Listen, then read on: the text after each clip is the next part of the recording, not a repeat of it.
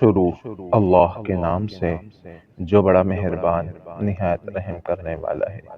آج کی حدیث حضرت عبداللہ بن عمر رضی اللہ عنہ سے روایت ہے کہ رسول اللہ صلی اللہ علیہ وسلم نے فرمایا، جس شخص میں چار باتیں ہوں گی وہ پورا منافق ہے، اور جس میں ان میں سے کوئی ایک بات پائی جائے گی تو سمجھ لو کہ اس میں نفاق کی ایک خصلت پیدا ہو گئی، تا وقتیہ اس کو چھوڑ نہ دے۔